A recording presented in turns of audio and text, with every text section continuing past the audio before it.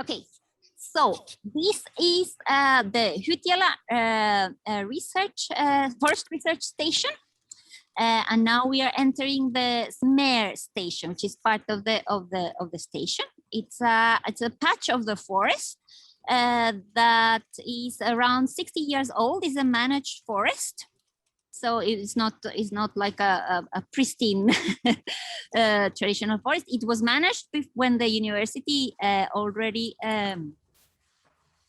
acquired it to convert it into a research forest.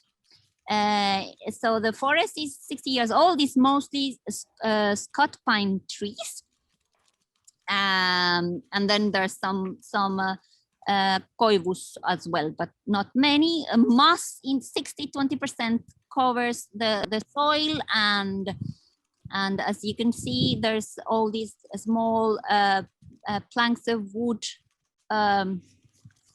little paths. So you're not supposed to go out of the paths.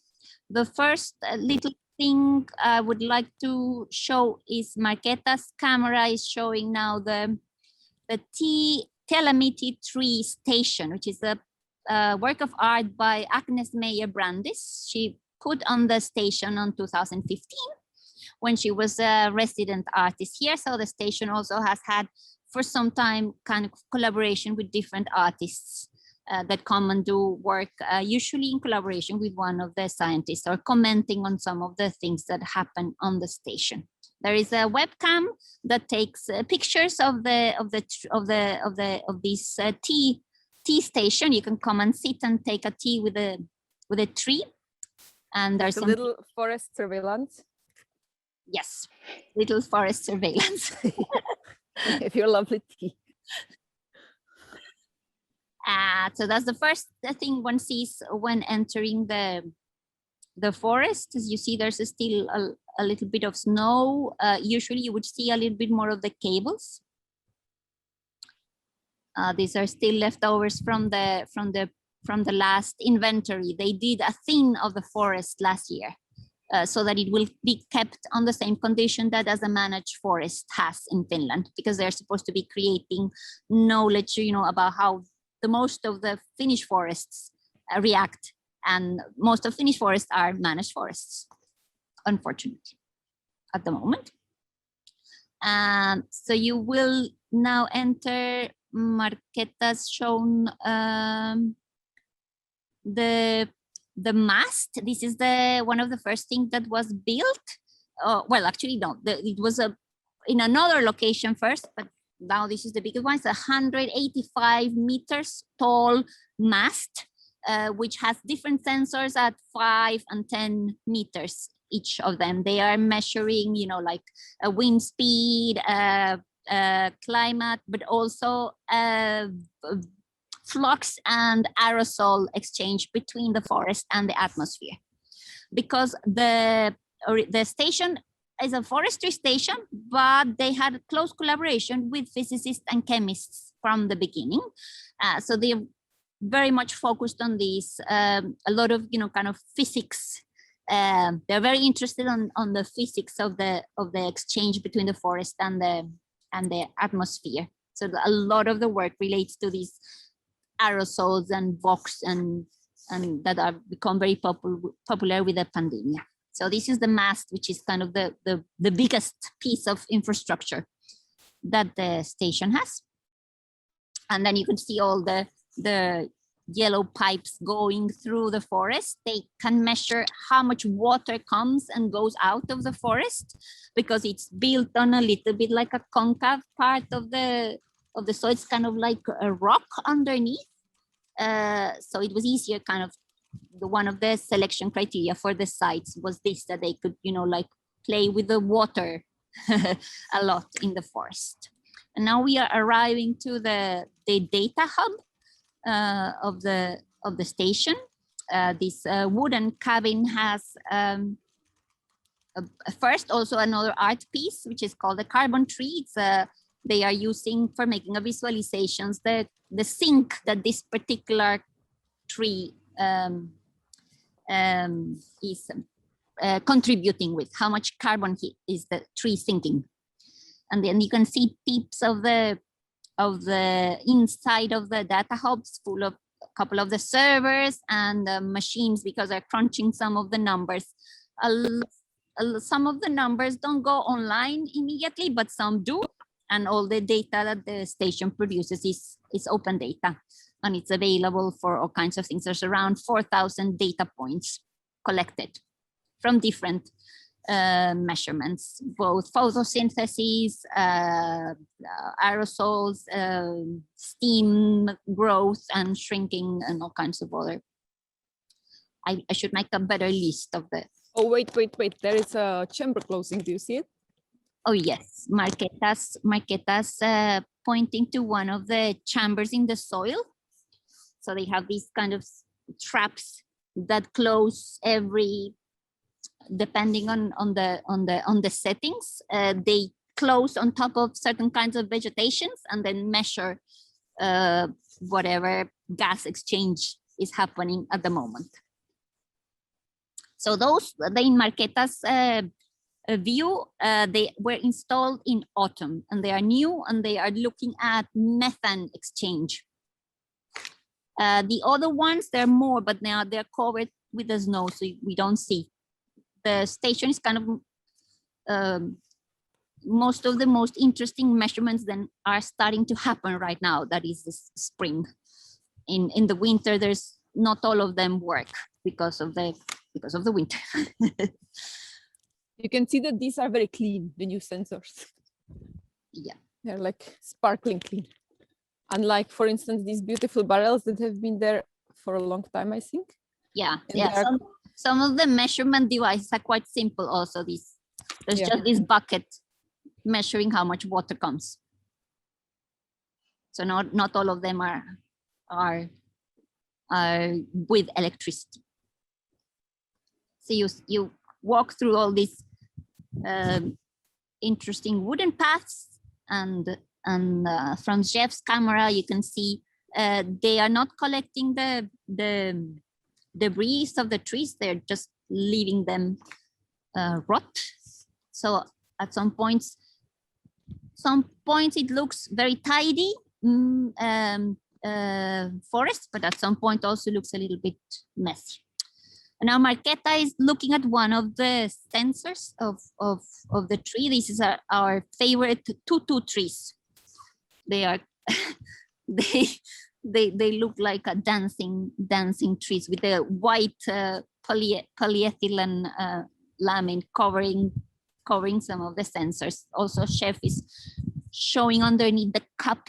You can see this is measuring how much the trunk of the tree dilates and contracts between the day and night. Those differences and some of the sap flow as well. They are using this kind of aluminum oven forms to cover the sensors. It's very kind of do-it-yourself aesthetics, some of them. We are told one of the guys that is making most of them is very interesting character as well. And now Chefs is going up the tower, one of the towers. They have a couple, I think it's 4 of them, around a couple of trees. So to hold the trees and support some of the sensors that are also located at different heights of the tree all the way to the canopy. It's around 18 meters, I think, the average of the height of the trees in this forest. And in the canopy, they have some of the chambers and other sensors for measuring photosynthesis, radiation, and also aerosol exchange with the atmosphere. I think it's like 5 stores. Are you not climbing, Marqueta? No, I like my laptop too much. It's tricky. But at least I can tell you the funny story about the tutus. that the trees are, or did you mention it already, Andrea, that the trees are mentioned or named after the wives of Finnish presidents? This And one. they are wearing tutus, they are wearing skirts. I don't know. Well, one of them is a guy, because the previous president was a woman. I can't remember. Erkki, I think is his name. Erkki, Jenny, Pellervo, and I can't remember the fourth. Now Jeff is on top on the canopy.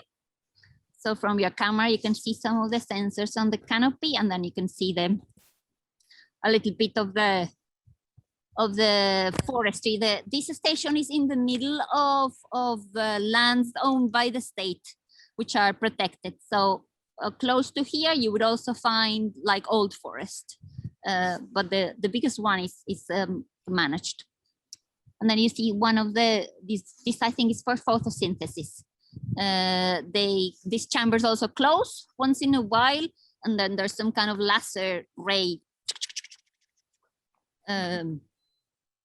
being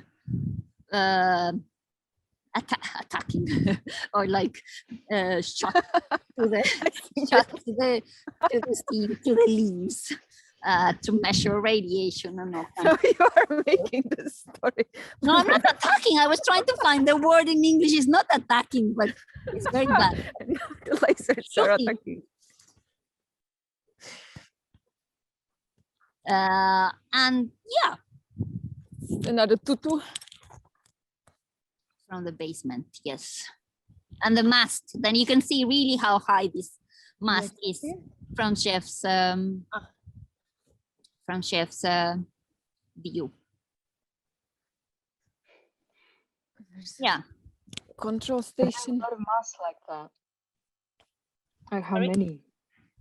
Are there many masts like no, just one? One. Only one. Yeah, but they seem to be very proud on it, no? Isn't it like one of the highest masts? Really? Yeah, they are. That's great. Everybody will always tell you. And then I there think, is for the example, mast. if people throw fireworks in Tampere, which is some 60 kilometers from here, you could get some of the kind of like, not the smell, but whatever components of that in this mast. So Wow. that kind of sensibility is has. Questions. We can provide answers if we know, or we can tell a story if we don't.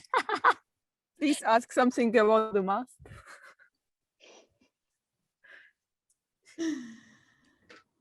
But then the mast is about measuring pollution and like air particles.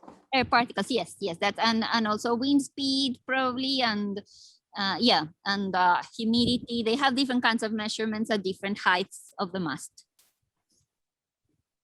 And is there any kind of monitoring of other life forms, like creatures and other plants or fungi or this kind of stuff? We have asked this. They have a little bit about fungi, but not very much. They have some soil measurements in different parts, but I think this is more recent. So the oldest data sets they have are mostly about these atmosphere forest interactions, and the other ones are more recent, and they are more like individual scientist projects and not so much like long-term data sets like the other ones. Probably that will grow in the future, but at the moment they don't seem to have so much. Animals and there's other kinds of measurements in other parts of in the old forest.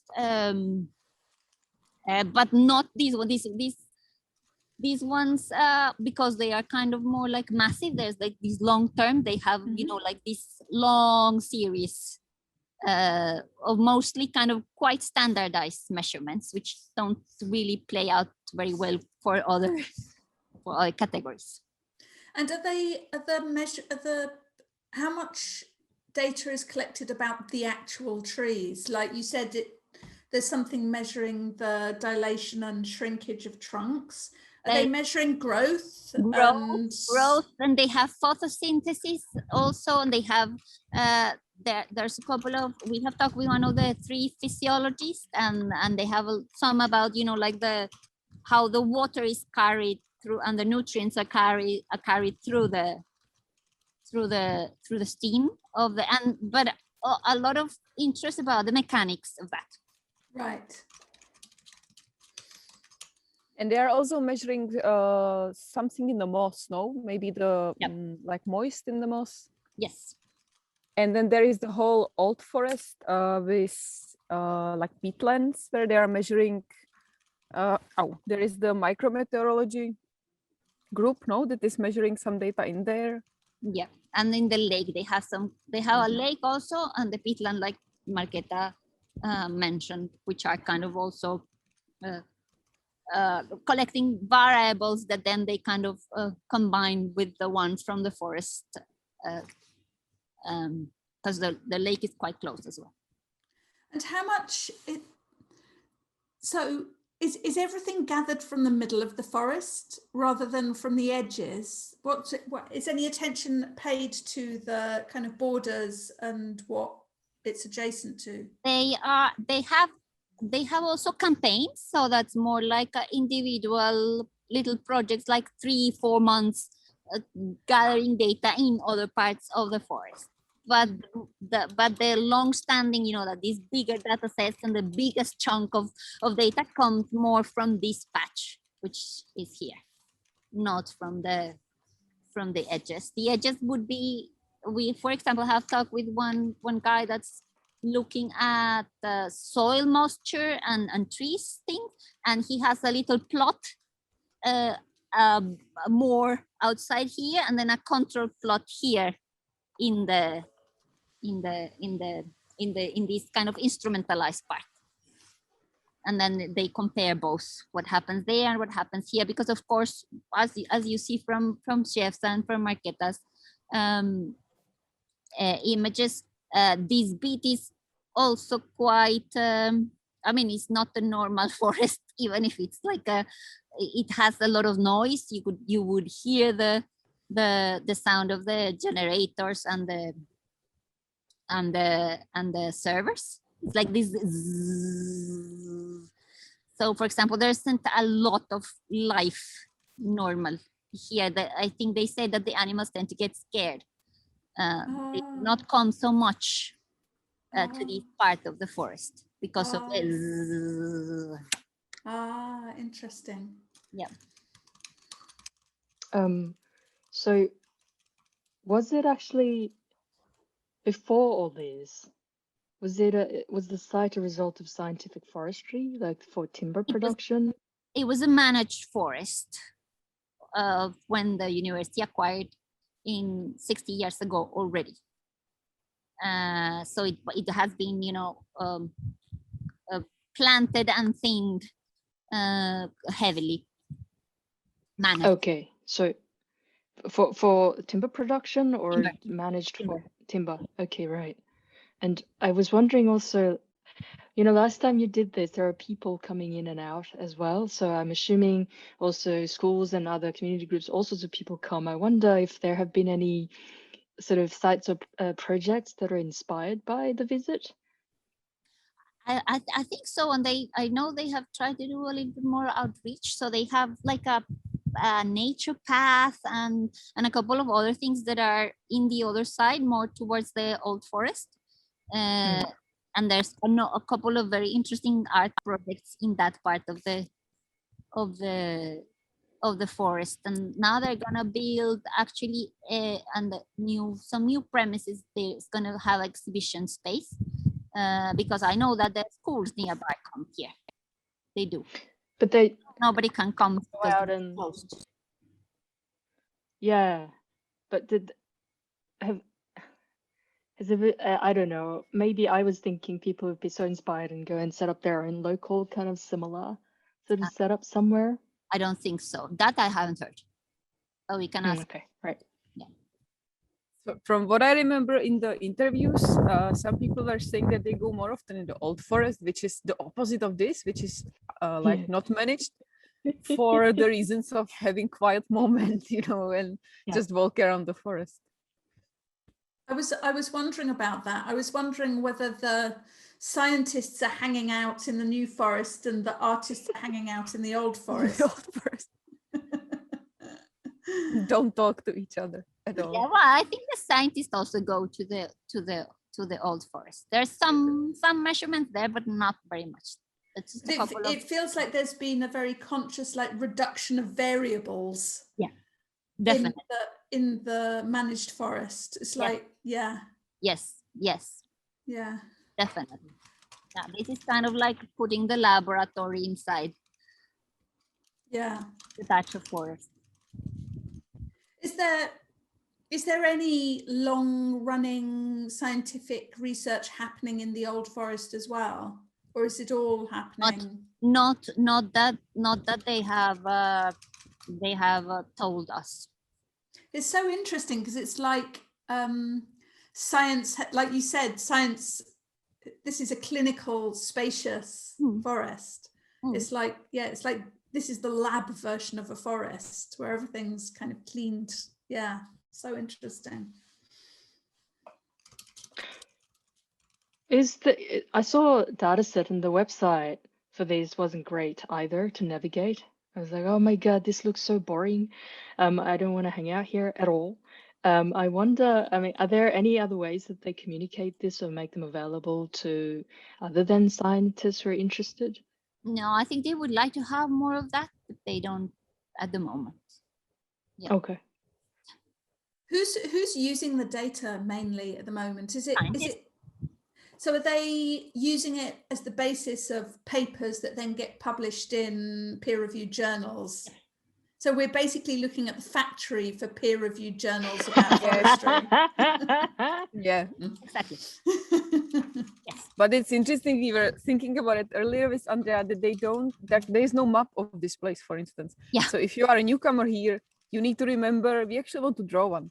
You need to remember where the sensors are, but it's probably because the scientists don't need it. Like each of them has a little field with the little sensors and they don't care about what other people do. They just have their own sensor, their own data.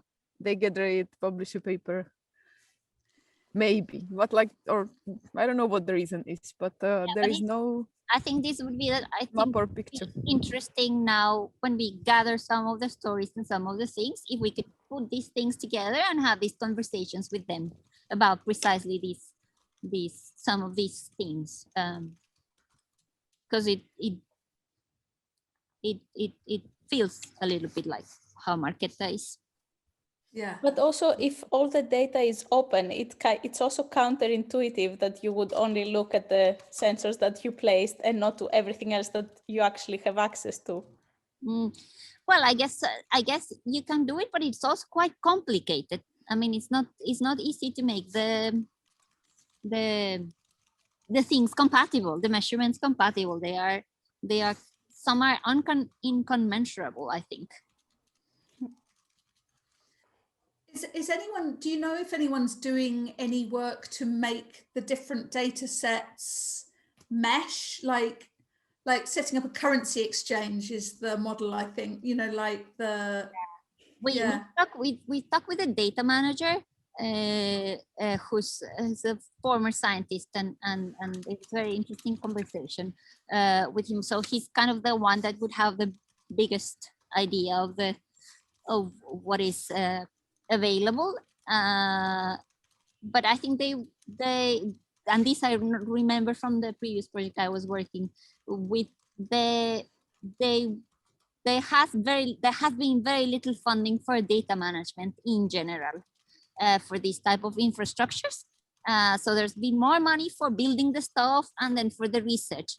But this data management is some kind of like, you know, it's kind of infrastructuring work. It's kind of this invisible work, and there is not enough. There would need more people that will take care of the data and would, you know, do things with it and make it more available, and, you know, like think about the ways to package and things like that. And there's not enough resources for that. And it's a problem of funding. It's so interesting though, because like the greedy part of me is bringing out the kind of extractive part of me. I just think how much meaning is hidden in all of this data Mm. that could be mined in order to be shared and to deliver its knowledge to a much wider range of people. It's really this idea of like data communication and data visualization. Yes. So there's probably really a lot there. Yeah. Yeah. Actually, I was thinking the same thing. It reminds me so much of Sing Like a State, the book. Yes. James C. Scott. And, you know, he talks about scientific forestry. And then this one went further and really deterred people and animals from coming here, but for extraction for kind of very ambiguous reasons. Yeah. Do picture in picture. Yeah. But now considering that it's 4:29 and Ruth needs to jump to the next